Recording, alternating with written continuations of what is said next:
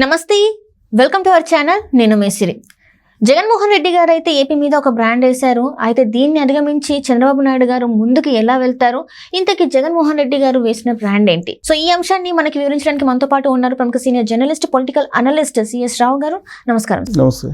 సరే, ఇప్పుడు చూస్తున్నట్టయితే ఏపీ పైన జగన్మోహన్ రెడ్డి గారు ఒక బ్రాండ్ వేశారు, అంటే ఒక ముద్ర వేశారు అని చెప్పేసి మనకి వార్తలు వస్తున్నాయి. అయితే దీన్ని అధిగమించి చంద్రబాబు నాయుడు గారు మరి రాబోయే కాలంలో ఎలా ముందుకు వెళ్తారు, అసలు ఏ బ్రాండ్ వేశారు, అంటే ఎలాంటి ముద్ర వేశారు ఏపీ మీద జగన్మోహన్ రెడ్డి గారు? చంద్రబాబు నాయుడు చెప్తున్నటువంటి మాటల ప్రకారం జగన్మోహన్ రెడ్డి ఆంధ్రప్రదేశ్ మీద ఒక క్రిమినల్ బ్రాండ్ వేశారు ఏపీ పైన. ఆయన చెప్తున్న దాని ప్రకారం, చంద్రబాబు నాయుడు చెప్తున్న ప్రకారం. ఎందుకనంటే ఎందుకు క్రిమినల్ బ్రాండ్ వేశారని చెప్పి చంద్రబాబు నాయుడు భావిస్తున్నారని అంటే, ఆయన ఎన్నికల సమావేశంలో సభల్లో మాట్లాడుతూ నెల్లూరు జిల్లాలో కోవూరులో ఆత్మకూరులో మాట్లాడుతూ ఆయన ఏమన్నారంటే, నేరాల్లో పిహెచ్డి చేశాడు జగన్మోహన్ రెడ్డి అని అన్నారు. పిహెచ్డి చేయటం అంటే తెలుసు కదా, ఒక సబ్జెక్ట్ని తీసుకొని దాంట్లో అధ్యయనం చేసి పూర్తి స్థాయిలో దాని మీద ఒక థీసిస్ రాస్తే అప్పుడు డాక్టరేట్ వస్తుంది. పిహెచ్డి చేశారు.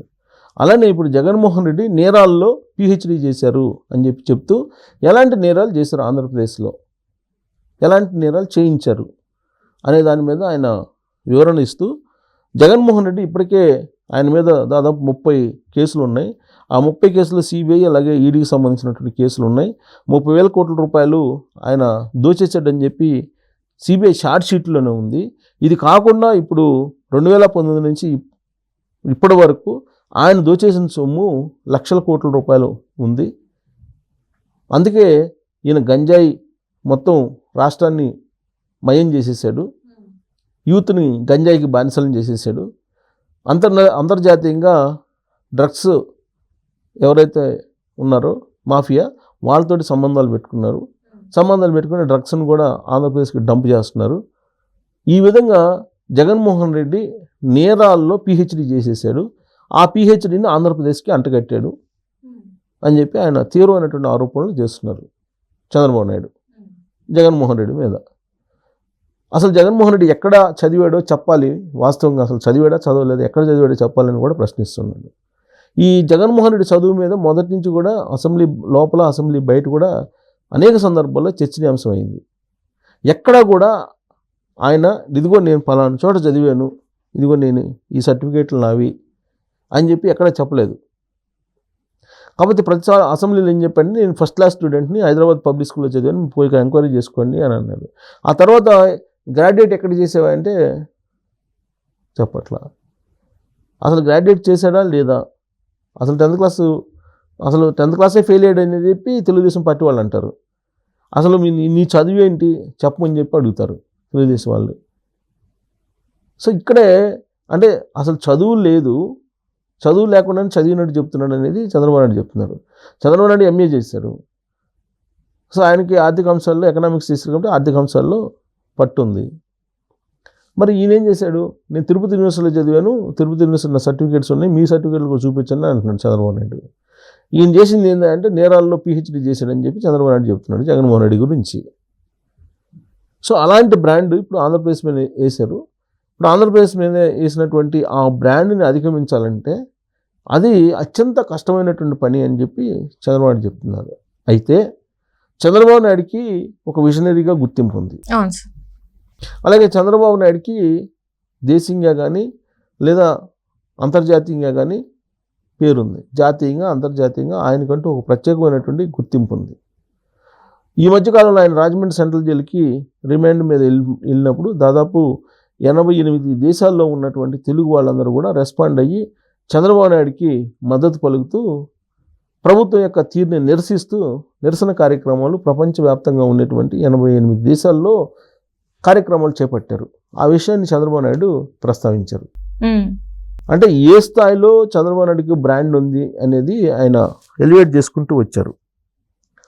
అలాగే ఏ విధమైనటువంటి నేరపూరితమైన బ్రాండ్ ఆంధ్రప్రదేశ్ మీద రుద్దాడో జగన్మోహన్ రెడ్డి అనేది కూడా ఆయన వివరిస్తున్నాడు.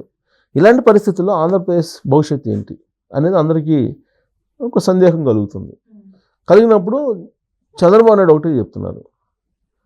ఏం చెప్తున్నారు, మీరు నాకు అవకాశం ఇవ్వండి, అవకాశం ఇవ్వకపోతే ఇక మీరు ఆంధ్రప్రదేశ్ని మర్చిపోవటమేను. జగన్మోహన్ రెడ్డి కనుక మళ్ళీ ఇస్తే అవకాశం, కాబట్టి తనకు అవకాశం ఇస్తే రాబోయేటువంటి రోజుల్లో ఆంధ్రప్రదేశ్ని ఏ విధంగా డెవలప్ చేస్తాను అని చెప్పి ఒక మోడల్ చెప్తున్నారు. హైదరాబాద్ని ఏ విధంగా నేను డెవలప్ చేశాను అదే తరహాలో అమరావతిని నేను డే 1 నుంచి డెవలప్ చేయడానికి ప్రారంభిస్తాను, ప్రయత్నం చేస్తాను. అదే సెల్ఫ్ సస్టైనబుల్ క్యాపిటల్, దానికి పెట్టుబడి పెట్టవసరం లేదు. అదే ఆంధ్రప్రదేశ్కి ఒక ఆర్థికపరమైనటువంటి జనరేట్ చేసేటువంటి ఒక ఆస్తిగా ఉంటుందని, సెల్ఫ్ ఫైనాన్షియల్ ఇది చేసుకుంటుంది అది. కాబట్టి అమరావతిని నేను డెవలప్ చేసి అభివృద్ధి చేస్తాను. అలాగే ఒక విజన్ తయారు చేశాను, 2020 అనేటువంటి విజన్ని 1999లో సీఎం అయిన తర్వాత 2020 విజన్ నేను తయారు చేశాను. ఆ 2020 విజన్ డాక్యుమెంట్ని బేస్ చేసుకొని ఏ విధంగా డెవలప్ చేశాను తెలంగాణలో, అది ఒకసారి చూడండి. అది ఇప్పుడు కళ్ళెదురు కనిపిస్తుంది. సో కాబట్టి నా విజన్ ఆ విధంగా ఉంది. ఇప్పుడు మళ్ళీ నాకు అధికారం ఇస్తే ఇప్పుడు 2047 తీసుకొని నేను ఆంధ్రప్రదేశ్ని తీసుకెళ్తాను. 2029 కల్లా భారతదేశంలో నెంబర్ 1 రాష్ట్రంగా ఆంధ్రప్రదేశ్ని ఉంచుతాను. 2047కి వరల్డ్లోనే నెంబర్ 1 రాష్ట్రంగా నేను చూపిస్తాను ఆంధ్రప్రదేశ్ని. అలాగే ఇండియా కూడా నెంబర్ 1 అవుతుంది. దాంట్లో ఆంధ్రప్రదేశ్ అనేది కీలక రోల్ పోషించేలాగా నేను చేస్తాను అని చెప్పి ఆయన చెప్తున్నారు.